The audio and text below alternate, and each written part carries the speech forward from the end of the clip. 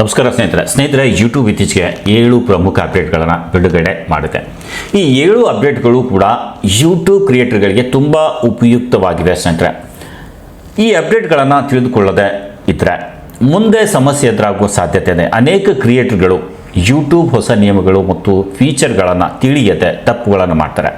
ನಂತರ channel strike ಬರ್ಬೋದು, ವಿಡಿಯೋಗಳಿಗೆ ಸಮಸ್ಯೆ ಆಗ್ಬೋದು ಅಥವಾ ಆದಾಯದ ಮೇಲೂ ಸ್ನೇಹಿತರೆ ಪರಿಣಾಮ ಬೀರ್ಬೋದು.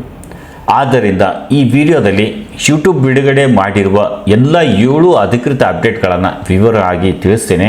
ಹಾಗಾಗಿ ವಿಡಿಯೋ ಪೂರ್ತಿ ನೋಡಿ. ವಿಡಿಯೋ ಇಷ್ಟ ಆದರೆ ಒಂದು ಲೈಕ್ ಮಾಡಿ, ನಮ್ಮ ಚಾನಲ್ಗೆ ಸಬ್ಸ್ಕ್ರೈಬ್ ಆಗಿ.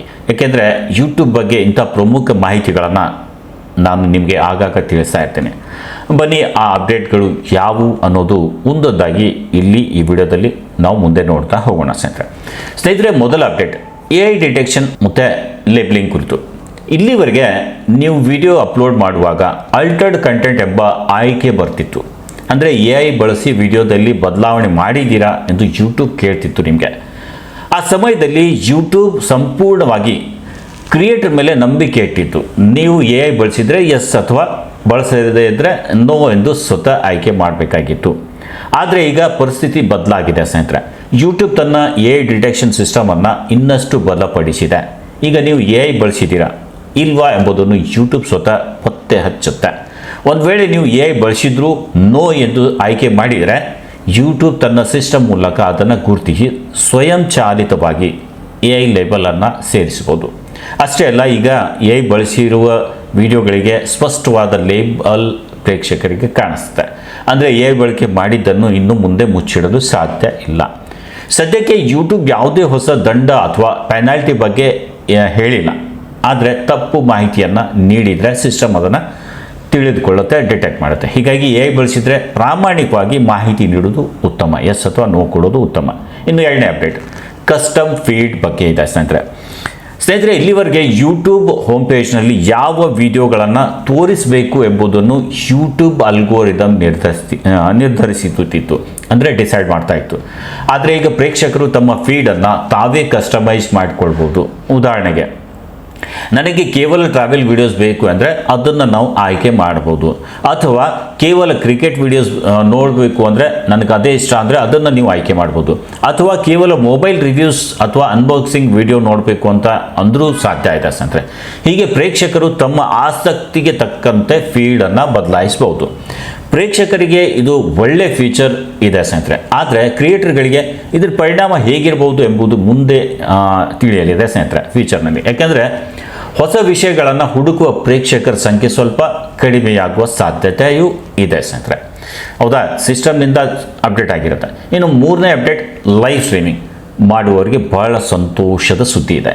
ಏನು ಅಂದರೆ ಇಲ್ಲಿವರೆಗೆ ಲ್ಯಾಂಡ್ಸ್ಕೇಪ್ ಅಥವಾ ಹಾರಿಜಾಂಟಲ್ ಲೈವ್ ಸ್ಟ್ರೀಮ್ಸ್ ಸಾಮಾನ್ಯ ಫೀಡ್, ಸರ್ಚ್ ಮತ್ತು ನೋಟಿಫಿಕೇಷನಲ್ಲಿ ಮಾತ್ರ ಕಾಣಿಸ್ತಿತ್ತು. ಆದರೆ ಈಗ ಹಾರಿಜಾಂಟಲ್ ಲೈವ್ ಸ್ಟ್ರೀಮ್ಸ್ ಕೂಡ ಶಾರ್ಟ್ಸ್ ಫೀಡ್ನಲ್ಲಿ ಕಾಣಿಸಿಕೊಳ್ಳಲಿದೆ. ಅಡ್ಡ ಇರೋದು ಇದರ ದೊಡ್ಡ ಪ್ರಯೋಜನ ಏನಂದರೆ ನಿಮ್ಮ ಲೈವ್ ಸ್ಟ್ರೀಮ್ ಹೆಚ್ಚು ಜನರಿಗೆ ತಲುಪಬಹುದು ಸ್ನೇಹಿತರೆ.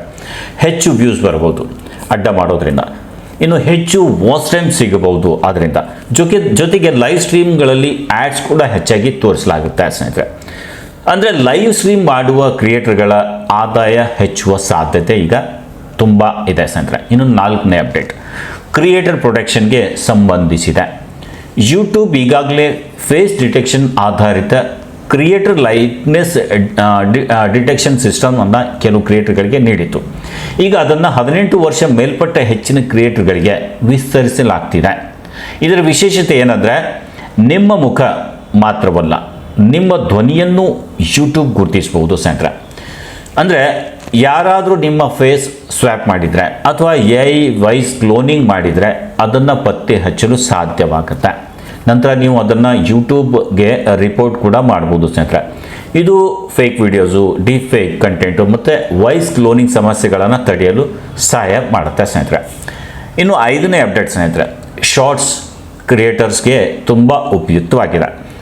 ಯೂಟ್ಯೂಬ್ ಈಗ ಜೆಮಿನೈ ಒಮಿನಿ ಫ್ಲ್ಯಾಶ್ AI ಮಾಡೆಲನ್ನು ಶಾರ್ಟ್ಸ್ ರಿಮಿಕ್ಸ್ ಮತ್ತು ಯೂಟ್ಯೂಬ್ ಕ್ರಿಯೇಟ್ ಆ್ಯಪ್ನಲ್ಲಿ ಸೇರಿಸಿದೆ. ಇದರ ಪರಿಣಾಮ ಎಡಿಟಿಂಗ್ ವೇಗ ಹೆಚ್ಚಾಗಲಿದೆ ಸ್ನೇಹಿತರೆ. AI ಸಹಾಯದಿಂದ ಉತ್ತಮ ಶಾರ್ಟ್ಸ್ ನಾವು ರಚಿಸಬಹುದು. ಹೊಸ ಕ್ರಿಯೇಟಿವ್ ಟೂಲ್ಸ್ ಕೂಡ ಇದರಲ್ಲಿ ದೊರೆಯಲಿವೆ ಸ್ನೇಹಿತರೆ. ಯೂಟ್ಯೂಬ್ ಕ್ರಿಯೇಟ್ ಆ್ಯಪ್ನಲ್ಲಿಯೂ ಹಲವು ಹೊಸ ವೈಶಿಷ್ಟ್ಯಗಳು ಸೇರಿಸಲಾಗಿದೆ.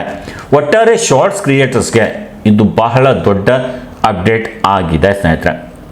ಸೊ ಇನ್ನು 6ನೇ ಅಪ್ಡೇಟ್ ಏನು ಅಂದರೆ ಎಫೆಕ್ಟಿವ್ ಮೇಕರ್ ಬಗ್ಗೆ. ಇಲ್ಲಿವರೆಗೆ ಶಾರ್ಟ್ಸ್ ಎಫೆಕ್ಟ್ ಮೇಕರ್ನಲ್ಲಿ ಹಲವು ಕೆಲಸಗಳನ್ನು ಕೈಯಾರೆ ಮಾಡಬೇಕಾಗಿತ್ತು. ಆದರೆ ಈಗ ಟೆಕ್ಸ್ಟ್ ಪ್ರಾಂಪ್ಟ್ ಮೂಲಕ AR ಎಫೆಕ್ಟ್ಸ್ ರಚಿಸ್ಬೋದು. ಉದಾಹರಣೆಗೆ ಸ್ನೇಹಿತರೆ, ನೀವೇನಾದರೂ ಫ್ಲೈಯಿಂಗ್ ಮನಿ ಅಂತ ಟೈಪ್ ಮಾಡಿದರೆ ಅದಕ್ಕೆ ಸಂಬಂಧಿಸಿದ ಎಫೆಕ್ಟನ್ನು AI ರಚಿಸಿ ನಿಮಗೆ ಕೊಡಲಿದೆ.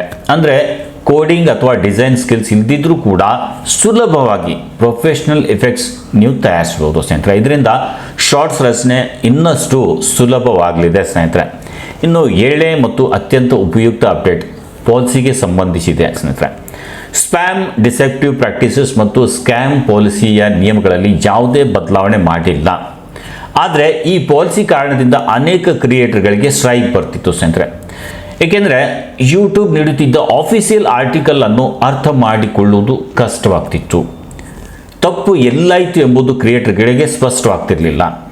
ಇದೀಗ ಯೂಟ್ಯೂಬ್ ಆ ಆರ್ಟಿಕಲ್ ಇಂಟರ್ಫೇಸನ್ನು ಸಂಪೂರ್ಣವಾಗಿ ಸರಳಗೊಳಿಸಿದೆ. ಮುಂದೆ ಯಾರಿಗಾದರೂ ಸ್ಟ್ರೈಕ್ ಬಂದರೆ ಅಥವಾ ಚಾನಲ್ ರಿಮೂವ್ ಆದರೆ ಅದರ ಕಾರಣವನ್ನು ಸುಲಭವಾಗಿ ಅರ್ಥ ಮಾಡಿಕೊಳ್ಳಬಹುದು.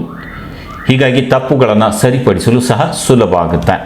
ಸೊ ಸ್ನೇಹಿತರೆ, ಯೂಟ್ಯೂಬ್ ಬಿಡುಗಡೆ ಮಾಡಿರುವ ಈ 7 ಅಪ್ಡೇಟ್ಗಳು ಪ್ರತಿಯೊಬ್ಬ ಕ್ರಿಯೇಟರ್ ಕೂಡ ತಿಳಿದುಕೊಳ್ಬೇಕಾದ ಪ್ರಮುಖ ಅಪ್ಡೇಟ್ಗಳಾಗಿವೆ ಸ್ನೇಹಿತರೆ. ಈ 7 ಅಪ್ಡೇಟ್ಗಳಲ್ಲಿ ನಿಮಗೆ ಯಾವುದು ಹೆಚ್ಚು ಇಷ್ಟ ಆಯಿತು, ಯಾವ ಅಪ್ಡೇಟ್ ಕ್ರಿಯೇಟರ್ಗಳಿಗೆ ಹೆಚ್ಚು ಉಪಯುಕ್ತ ಎಂದು ನಿಮಗೆ ಅನಿಸುತ್ತಿದೆ, ಭಾಸವಾಗ್ತಿದೆ? ನಿಮ್ಮ ಅಭಿಪ್ರಾಯವನ್ನು ಕಮೆಂಟ್ನಲ್ಲಿ ತಿಳಿಸಿ ಸ್ನೇಹಿತರೆ. ವಿಡಿಯೋ ಇಷ್ಟ ಆದರೆ ಲೈಕ್ ಮಾಡಿ, ಶೇರ್ ಮಾಡಿ, ಹಾಗೆ ನಮ್ಮ ಚಾನಲ್ಗೆ ಸಬ್ಸ್ಕ್ರೈಬ್ ಮಾಡಿ.